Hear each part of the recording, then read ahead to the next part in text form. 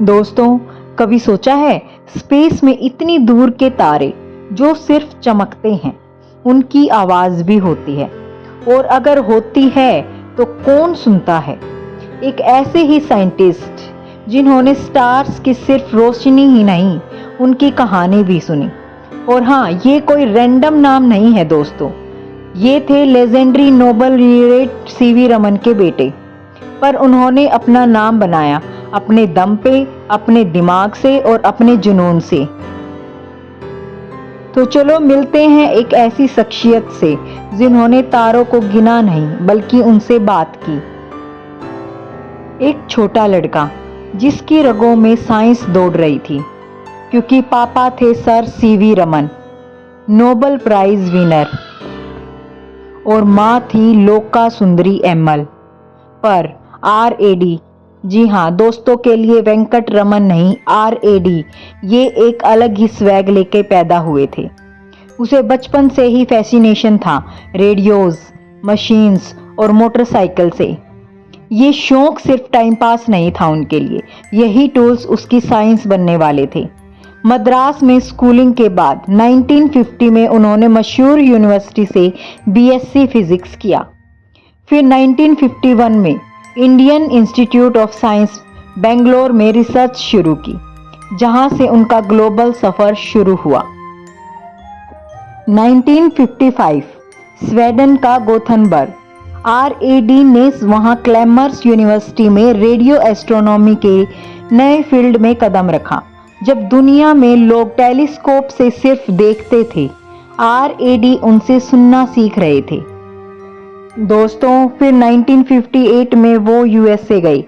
यहाँ उन्होंने polarised interferometry पे काम किया और जुपिटर के मैग्नेटिक फील्ड और रोटेशन के बारे में रिवॉल्यूशनरी डिस्कवरी की। लोग सोच भी नहीं पाए थे, RAD ने सुनना भी सीख लिया। 1965 में ऑस्ट्रेलिया के CSIRO में प्रिंसिपल साइंटिस्ट बने। वहां उन्होंने एक गेम चेंजिंग डिस्कवरी की, पल्सर्स। और उनका आइडिया था कि ये पल्सर्स कुछ और नहीं, मैग्नेटाइज्ड रोटेटिंग न्यूरॉन स्टार्स होते हैं। ये स्पेस साइंस के लिए एक रिवॉल्यूशन था दोस्तों। 1972 जब सीवी रमन का देहांत हुआ, RAD वापस इंडिया आए और संभाली रमन रिसर्च इंस्टीट्यूट RRI की कमांड। उन्होंने RRI को एक वर्ल्ड क्लास इंस्टीट्यूट में बदल दिया। उनकी डायरेक्शन में RRI ने डेवलप किया एक 10.4 मिलीमीटर वेव एंटीना, जिसका यूज पल्सर और इंटरसेलर क्लाउड्स को समझने में हुआ। RAD ने पल्सर्स के एमिशन मैकेनिज्म पे भी एक नया मॉडल प्रपोज किया, कर्वेचर रेडिएशन का कॉन्सेप्ट दिया फ्रॉम न्यूरॉन स्टार्स और पोलर कैप्स। ये मॉडल आज भी एस्ट्रोनॉमी के टेक्स्ट बुक में है। और सिर्फ इतना ही नहीं दोस्तों, उन्होंने लो फ्रिक्वेंसी टेलीस्कोप सेटअप करने में भी मदद की। 80+ रिसर्च पेपर, एक बुक को एडिट की। ये तो बस ट्रेलर है दोस्तों, क्योंकि RAD सिर्फ साइंटिस्ट ही नहीं थे, वो एक आर्टिस्ट भी थे। सेलिंग बोट्स और अल्ट्रा लाइट एयरक्राफ्ट बनाना उनका पैशन था। उन्होंने खुद डिज़ाइन किया एक कैटम रन, जिसका नाम रखा EL द MER, अपनी फ्रेंच वाइफ के नाम पर। प्लान था उस बोट में दुनिया घूमने का। दोस्तों, उनका बेटा विवेक राधा कृष्णन भी एक क्रिएटिव डिज़ाइनर है। क्रिएटिविटी उनके जीन में ही थी। 3 मार्च 2011 प्रोफेसर राधा कृष्णन जी इस दुनिया से चले गए दोस्तों, लेकिन उनका विज़न अभी भी गैलेक्सीज में घूम रहा है। वो एक ऐसे इंडियन साइंटिस्ट थे जिन्होंने दुनिया को बताया, हम सिर्फ चांद तक नहीं रुकेंगे, हम तारों के दिल की धड़कन भी सुनेंगे। तो दोस्तों, अगली बार जब तुम रात को स्काई देखोगे, याद रखना एक RAD नाम का हीरो था जिन्होंने स्पेस की बातें की थी। दोस्तों, RAD के काम को वर्ल्ड भर में पहचान मिली। 1996 में यूनिवर्सिटी ऑफ एम्स्टर्डम ने उन्हें डॉक्टर होनरिस कॉसा डिग्री दी। वो royal Swedish academy of sciences और US national academy of science के फॉरनर फेलो थे।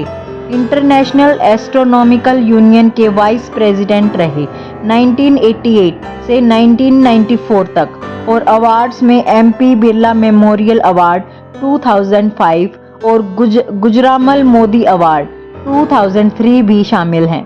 पर दोस्तों, RAD सिर्फ साइंटिस्ट ही नहीं थे, उन्हें सेलिंग और फ्लाइंग का जुनून था। उन्होंने अल्ट्रालाइट एयरक्राफ्ट और सेल बोट्स डिज़ाइन किए और 2010 में 82 साल की उम्र में उन्होंने अपनी वाइफ फ्रांकोइस डोमिनिक्यू ब्रैनबोर्ड के नाम पे एक कैटरनैमन बनाया, EIDEMER, और वर्ल्ड टूर का प्लान भी बनाया। भाई, ये पैशन है। उनका एक बेटा है विवेक राधाकृष्णन, जो एक डिज़ाइनर है। सैडली 3 मार्च 2011 को 82 साल की उम्र में RAD का कार्डिक कॉम्प्लिकेशन से डिमाइस हो गया, पर उनकी लेगेसी आज भी जिंदा है दोस्तों। उन्होंने ना सिर्फ एस्ट्रोनॉमी में इंडिया का नाम रोशन किया, बल्कि अपने पैशन और क्यूरियोसिटी से हमें इंस्पायर भी किया। तो दोस्तों, अगली बार जब तुम रात को तारे देखो, याद रखना एक इंडियन साइंटिस्ट ने इन तारों का राज खोले थे।